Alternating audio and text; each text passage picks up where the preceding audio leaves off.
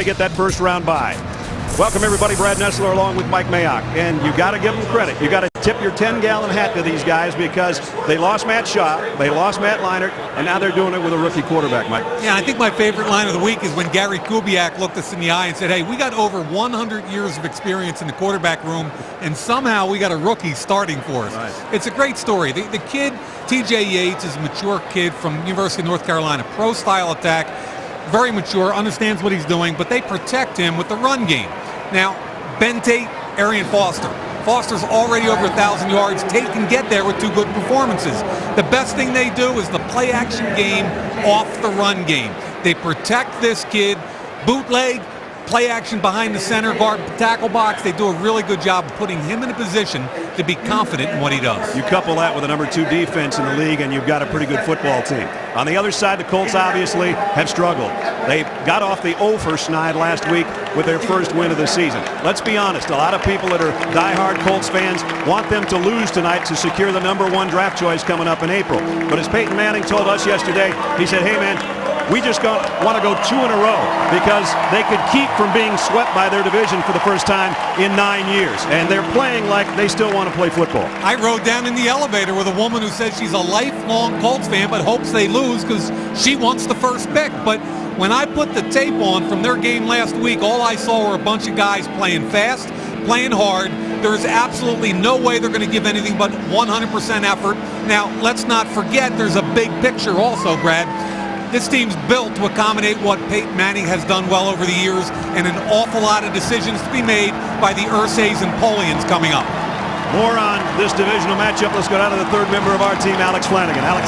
Hey, Ness, well, I think nemesis would be an accurate word to describe what the Indianapolis Colts have been to the Houston Texans. It's been a season of first for Houston, and tonight the Texans will look to beat the Colts here in Indianapolis for the first time ever in their 9-year franchise history. Andre Johnson telling me just a little while ago that he's taken a lot of butt whoopings from the Colts, and although he will not be playing tonight, he's looking to give one back to the Colts, Brad. So they meet here tonight with just 2 weeks left in the season. The Colts are going to get the football first as Houston won the toss and deferred. Gary Kubiak's first division title. No team with 1 win or less has ever beaten a team with 10 or more wins. And that's what Jim Caldwell is hoping that his Colts can do tonight. Neil Rackers has got it teed up. Joe LaFedge is back deep for the Colts. Here we go. And this one will be out of the back of the end zone. So we talk about the quarterback situation for the Texans, and obviously when you start the season and you hope you have Peyton Manning, you go to Kerry Collins, you go to Curtis Painter, and now Dan Orlovsky is the guy at the controls for the Colts. Spoke with quarterback coach Ron Turner on the field before the game and asked him why they made the move when he made it. And he said, you know, we needed some more ball security. We thought that Dan Orlovsky would give us that. And he's been pretty credible the last couple of weeks off play action. Orlovsky, ironically enough, a former Houston Texan. 20. Starts from the 20-yard line. Play action. And he's in trouble already, and the ball is out as well. The Texans might have it. He was hit from behind by Brian Cushing, and just like that, a turnover. Wow. Just talked about ball security. Watch what happens with Cushing here. Tackle blocks down, the tight end steps out, he comes through a wide open hole. Costanzo doesn't see him. Brody Eldridge doesn't see him. They go play action, the ball comes out. Brian Cushing untouched. Cushing with a hit, Reed with the fumble recovery. And the Texans are in business offensively already at the Colts 17-yard line. 5th time this season the Colts have committed a turnover on the opening drive. It only took 1 play. And now Arian Foster takes it outside and cuts back inside, and he's down to the 9-yard line. For some reason, Jerry Hughes came running into the game late. He never starts at defensive end. I'm wondering if on the sudden change, their starting group on defense wasn't ready. That was a sudden change for sure. Dwight Freeney on the sideline. And it's 2nd down and a couple at the 9. Cushing, his 4th sack of the year, came in as a leading tackler. And boy, he's given the offense a golden opportunity here. Second down and 2. The stretch to Foster with a lead blocker in front, and he coasts to the end zone. 9 yards, touchdown. Lawrence Vickers, the fullback, led the way. An easy romp to the end zone for the 10th time for Arian Foster. Yeah, left guard Wade Smith, who they acquired in the offseason of 2010 from Kansas City. I think this guy's having a great year. He gets out in front, as does the fullback Vickers, and I think Arian Foster is really comfortable behind a fullback. That's way too easy. Untouched, Brad Nessler. Could you have had a worse opening 54 seconds? Is that rhetorical? Wow. Man, Rackers in to rack up the 7 points. How's up, gone? Brian Cushing with a hit that forced the fumble. His 4th sack of the year on the first snap for the Colts. The ball comes out. It only took 2 plays for Arian Foster to find it, the end zone for the touchdown. Game 7-0 Houston. Brian Cushing having another one of those years like he had 2 years ago, Mike, when he was the rookie of the year in the NFL defensively. And Dan Orlovsky was looking for better things on his first snap of the night than what happened. Got to protect your quarterback. Play action first snap of the game. You think it's a secure play action throw, and you turn loose a linebacker. Rackers kick. The Feds will take a knee. We haven't had a chance to even set the starting lineups for you for the Indianapolis Colts, so let's do so as Orlovsky comes out to lead this group. Lincoln back, and Dean, the veteran Jeff Saturday, anchors the front wall with Wrights. And Costanzo, the #1 draft choice. Tammy's in there at tight end for Dallas Clark, Austin Collie, and Reggie Wayne, the veteran wide receivers. Pierre Garçon joins them, and Joseph Adai in the backfield. Let's see if the second snap goes better than the first for the Colts. Some of the folks are still finding a parking space, and their team is down 7-0.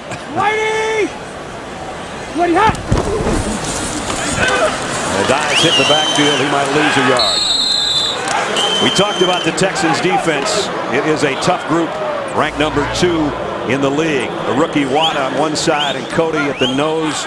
Smith, the linebackers, Brooks Reed, a former defensive end outside. Brian Cushing, you've also seen his impact. D'Amico Ryans, his running mate inside, and Barwin, the other outside backer. The back end with Jackson and J.J. Jonathan Joseph, Glover Quinn, and Daniel Manning. The safeties, and it's second down and 11. Orlovsky throws quickly and too far in front of Reggie Wayne. Now, last year, the Texans defense, look at the rankings. 29th in the league last year in points allowed, only 3rd now this year. And they were 30th in yards allowed and #2. And Wade Phillips is the architect. They've given up Reggie Herrings, the acting defensive coordinator, with Wade having had surgery. They give up 10 points a game less and 100 yards a game less than they did a year ago. Connor Barwin jumped, and you know, Brad, Wade Phillips has gotten a lot of credit for being the architect of this turnaround. I think it starts with the players, though. Hear what this is. Neutral zone infraction. Defense, number 98. Moving into the neutral zone. I really think it starts with Rick Smith, the general manager. Think about the changes they made in the secondary.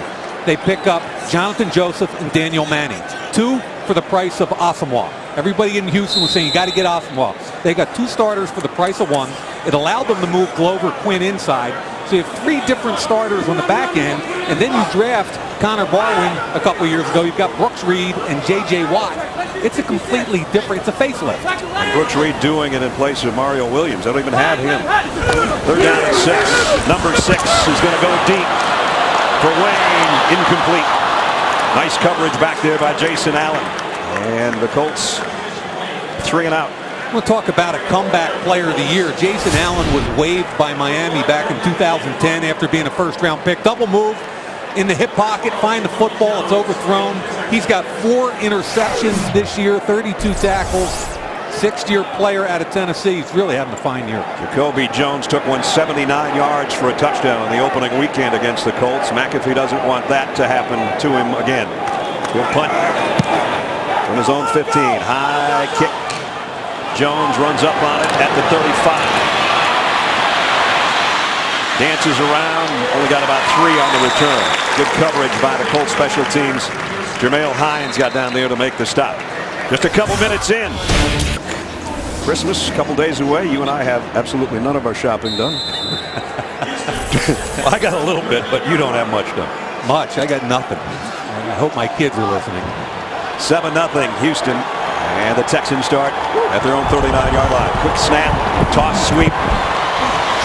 And cut down after a gain of about 4. This is what they like to do, Mike.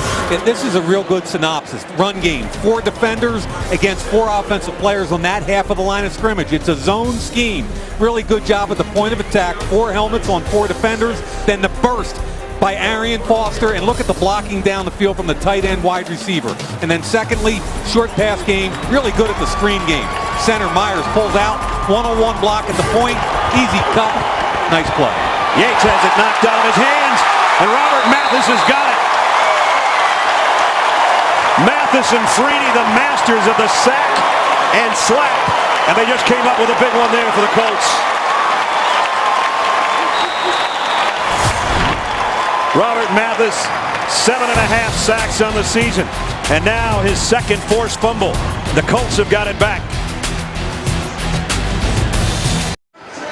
Robert Mathis and Dwight Freeney over the years have sacked so many quarterbacks and forced so many fumbles and strip sacks. Add another one right there.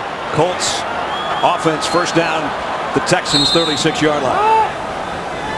Donald Brown in the backfield for the first time tonight, coming off a big game last week. Oh, he had a big opening, but somebody, it was J.J. Watt, I think, got him on the ankles. Let's take you back to the sack and the fumble. Yeah, at some point people have to realize how special this kid is. He's on the right-hand side, and right there, both the tight end and the fullback have bypassed him. They're going to leave Winston one-on-one on Mathis. 9 years of production later, why don't you chip him? Second down and 9 at the 35. Colts trying to take advantage of that sack. And now they've got something working a little bit on the ground with Donald Brown. Picked up 3. Manning on the tackle. And it'll bring up third down for the Colts, and they've struggled on third down this year. 33% on the season. And this is an area where Wade Phillips, who obviously isn't here tonight because of the surgery he had, but where Houston will typically heat you up. A lot of times when they're a 3-man front, they'll get into a 4-man front. Glover Quinn, who's right here, is playing dime. They drop him down from the safety, and this is where they want to get after you. They will blitz you about 50% of the time. 55 actually. Orlovsky, and he's nailed in the backfield. Goes down for the second time. Connor Barwin's got it. Back at the 40. Heavy pressure from the left side. Almost immediate pressure from Antonio Smith here, who's going to win against Joe Wright. See him get up the field, force it back inside, and then on the X stunt, Connor Barwin comes back inside and cleans up that mess. Had they been able to keep it going in the right direction, they'd have given their field goal kicker a crack. But with that sack, it's punting time again. So not able to take advantage of the big play by Mathis defensively. McAfee end over end punt. And fair catch taken by Jones. Back around the 7-yard line. So now Yates comes out. Takes over for the Texans deep in their own territory on offense with the new 2012 Kia Optima. It's not your average mid-size sedan. And by K Jewelers. Every kiss begins with K. For the Texans, this drive begins inside their own 10-yard line. 11 times they've started inside their own 10 this year. They've come up with 7 scores. They started off 500, went on a team record 7-game winning streak before losing last week. And the first playoff berth and division title is already theirs. Champions of the AFC South, normally belonging to the guys in blue. Hitting the backfield. Nice job. Foster only got a yard. Robert Mathis again is the guy that made the hit in the backfield. Penalty marker down. Holding. Offense. Number 73. Half the distance to the goal. Still first down. Eric Winston, the right tackle, with a holding call. And there he is. Caldwell, the guard. Center, Myers. The left side was Smith. And Wayne Brown. And Daniels, the tight end, with Jacoby Jones, Kevin Walter, and Lawrence Vickers, the fullback. We've seen him lead the way already. And Aaron Foster, the tailback, for Gary Kubiak, whose tailback's going to be lined up about 5 yards deep in his own end zone. Daniels in motion. They fake the stretch play. Yates on a bootleg, throws complete, but a great open field hit by Antoine Bethea, the captain of the defense, on Owen Daniels. Nice hit by the safety. Defensively, Dwight Freeney, we've talked about him up front with Brayton, Moala, and we've already seen what Robert Mathis can do tonight on a couple of plays. Linebacking core, Sims and Anger, along with Connor. And the back end got Chris Rucker, Jacoby Lacey on the corners, and Caldwell, the guy that just made the last play, Bethea at the safety spot. Second down and 10. Foster, they stretch it out. Colts do a nice job. He might have gotten a yard. That's it, as Lacey ran him out of bounds. Now, Lacey has done a better job, Brad. He got benched a few weeks ago. Has come back in the last 3 weeks. I thought was the most consistent production I've seen from Lacey in his career. And now the Colts, third and long here. They can hold the Texans, who are without superstar wide receiver Andre Johnson. They can hold him here. They'd force a punt and change the field position again a little bit. Third and 9 for T.J. Yates, the rookie quarterback. They're going to play it safe, and Foster's dropped for a loss.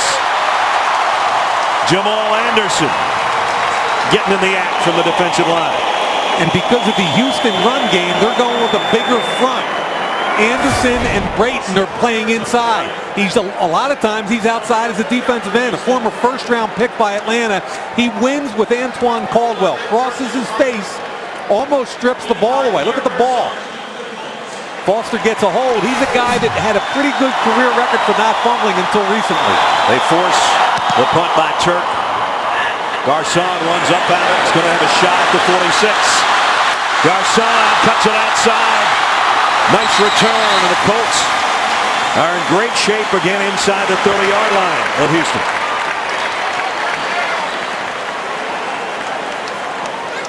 So now the Colts go to work with an opportunity to try to tie things up here midway through the first quarter. Dan Orlovsky, the fourth quarterback used this year. Peyton Manning, of course, has not played. Kerry Collins came in 3 games, and Curtis Painter for 8 starts. This is Orlovsky's 4th. 7th-year player out of Connecticut. Here's Peyton and Curtis Painter on the sideline. Let's see now with that change of field position and the nice return by Garcon, what the Colts can do at the 27-yard line. Madonna got a couple. Let's check in with Alex. Hey, Brad. Well, Dan Orlovsky, of course, going against his former teammates in the Houston Texans. You saw Connor Barwin sack him, then tapped him on the chest just to say, hey, old pal. T.J. Yates was actually mentored by Dan Orlovsky over the summer, the two on the same team until Dan came here to the Colts. Used to work out together at Rice. A pretty unique situation. One guy, third-string quarterback, one that started 4th on the depth chart, or at least if you count Peyton Manning would be number 4. His team with a 2nd down and 8. The dive never got to the hole. Nice job defensively. Oh, D'Amico Ryan, he's just so quick downhill. 6th-year player out of Alabama. He's going to come right here for the fill. Watch him take gap responsibility, allows the linebacker to slide, move, and untouched make the tackle at the line of scrimmage. He's the emotional leader of this defense, and you can see why.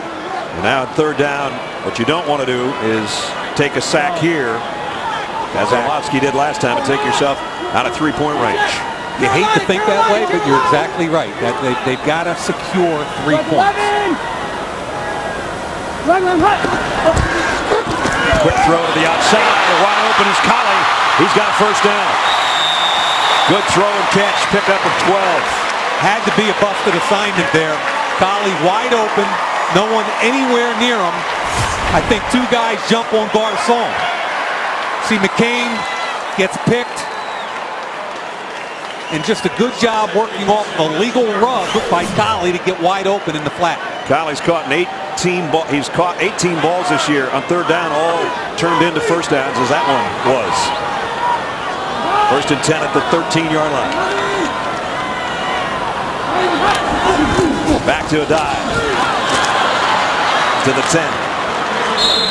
Nico Ryans again in on the stop. The Colts have changed things up from early in the season, going to a lot of two-back sets. They seem comfortable running out of that eye.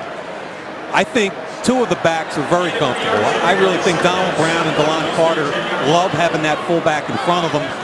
Addae a little bit more used, because he's been here longer, to being next to or side saddle from Peyton Manning. They stay in that set. And down near the 5 is Addae. This is who they want to be right here, at least this year, without Peyton Manning. Yep. Downhill, powerful. Last week, Donald Brown had a big week, and now you're looking at a very manageable 3rd and 2 type situation. The future Hall of Famer can only look on, as he has done all season long. And now they got a 3rd down and 2. They can get a first inside the 4-yard line. And a one-on-one opportunity with Garcon up top of the screen. The dive. No gain. And it was Brian Cushing who's made a couple of big plays already in this first quarter. And the Bluebirds are out at Lucas Oil Stadium as it's a field goal opportunity upcoming. J.J. Watt is really the guy, gets some penetration, allowing Cushing.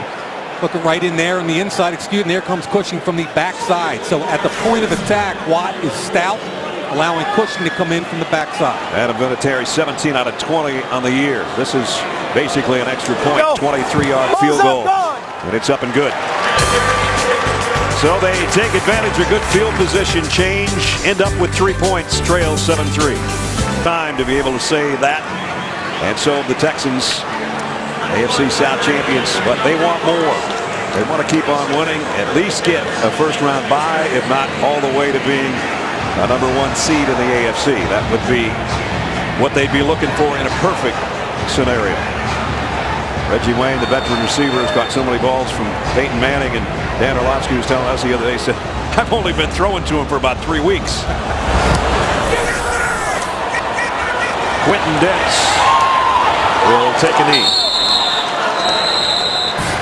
So here's the playoff scenario for the Texans. If they were to win out and the Patriots and the Ravens would each lose once, they would be the #1 seed. That's the best case scenario.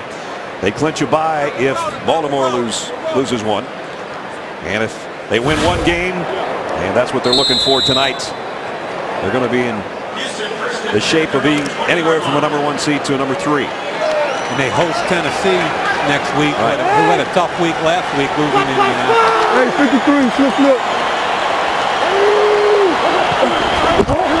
Play action bootleg for Yates, throws complete on the run. And a big gainer across the 40 out near midfield is Kevin Walter. Pickup of 28.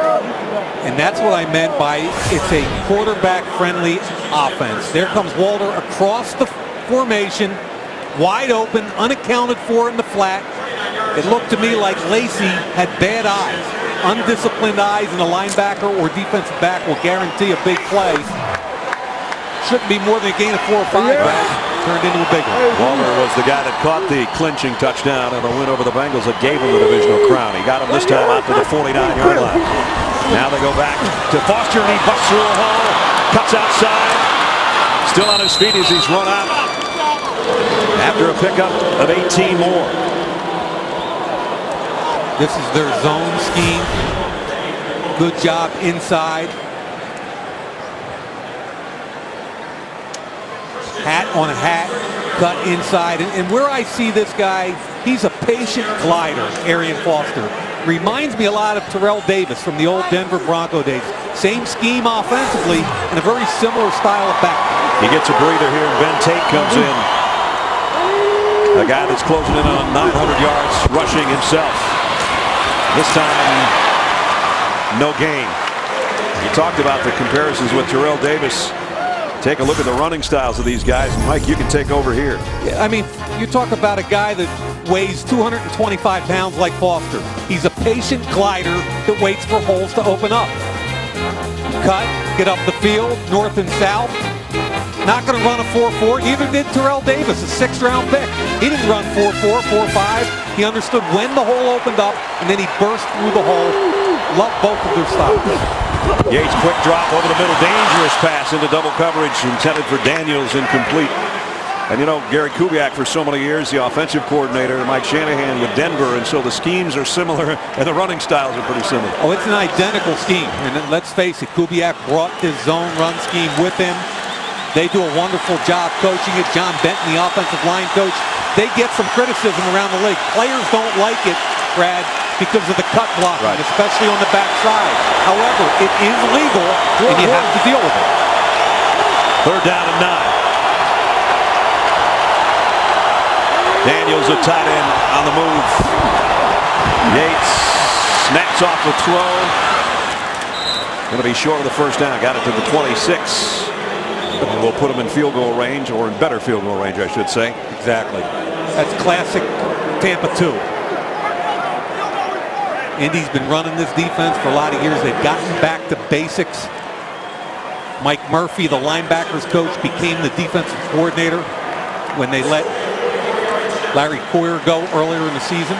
Neil Rackers has had some trouble from 40 to 49 this year. He's missed 4. Yep. This was a 44-yard field goal attempt.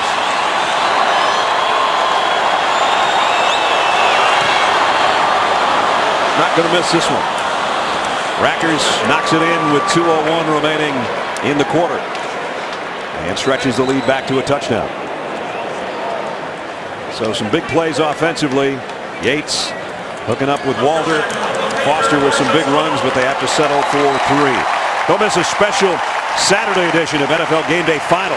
All the highlights from the Christmas Eve games, insider commentary, and more. Don't miss Game Day Final coming up Saturday at an earlier time, too, 7:30 Eastern on NFL Network. That will be Christmas Eve. So a 54-yard drive in 6 plays. A little over 2.5 minutes used to get the 44-yard field goal by Neil Rackers.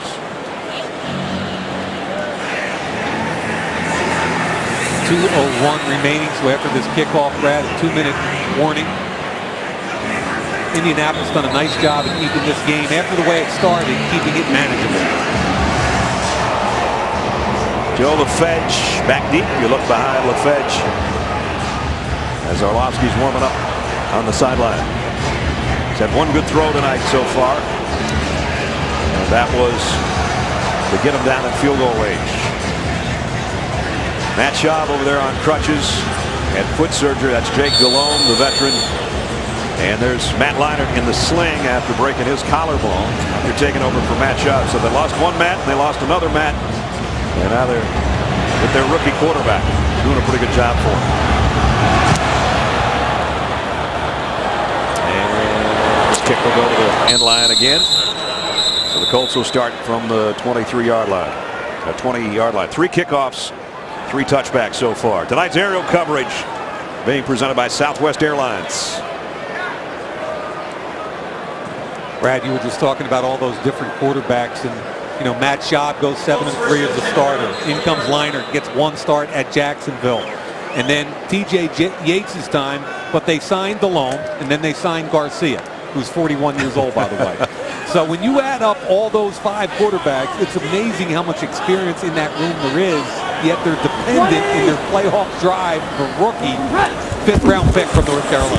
Orlovsky out play action on a bootleg of his own. He's going to have to fire in a hurry, and he did tuck one in there to Brody Eldridge, a pickup of 5. Alex?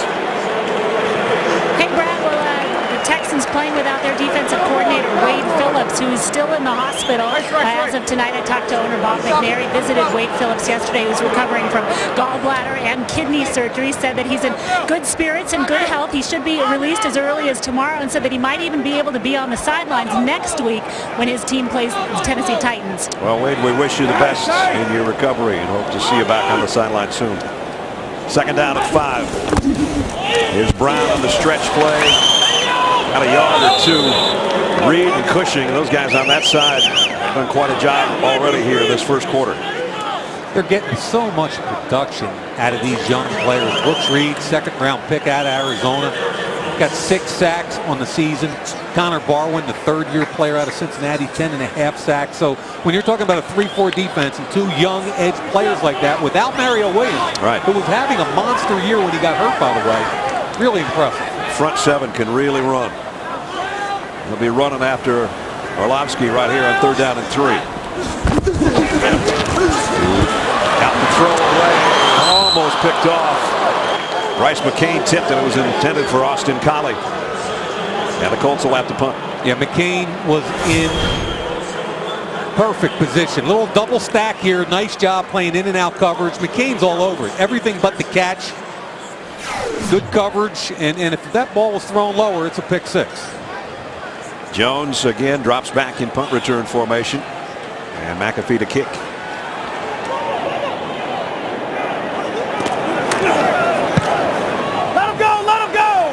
Jones waits on it at the 34. First man missed. And flags fly in late. Way away from the play. Be a hold on Indy, I think. Boy, and it's about 20 yards away from where the punt returner was, if that's the call. During the return, illegal block in the back. Receiving team, number 54. 10-yard penalty from the spot of the foul. Houston keeps the ball. First down. Mr. Alexander with the illegal block. There you see 54 on 54. Yep, and at the time that happened, Jacoby Jones was about 15 yards downfield. Nonetheless, it backs him up, negates a pretty good punt return, and takes him back to the 26-yard line. Yeah, needless to say, Mr. Alexander's a rookie in Florida State.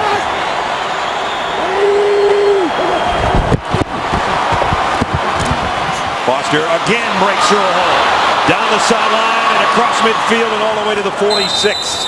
Pat Anger brings him down, but Arian Foster rips off another 28-yard gain.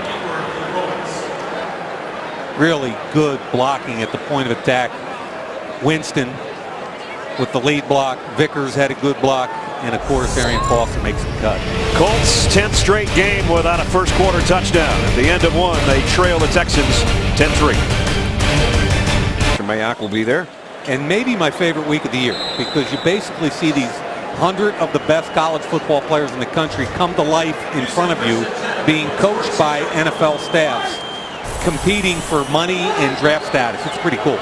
We start the second quarter with the Texans at the Colts 46-yard line. Foster, another big hole off the right side. And he's around 70 yards already. 72 on 8 carries for Arian Foster. Really doing a good job at the point of attack. Winston, the right tackle, hooks the end. That allows Vickers outside. Patient enough there by Foster to wait for Vickers to make the block and get up the field. He gets a breather and Tate comes in again. Trade a 1,000-yard guy, put in a guy that's closing in on 900. That's a nice 1-2 punch. Colts think about a blitz here, and it pays off. Wow.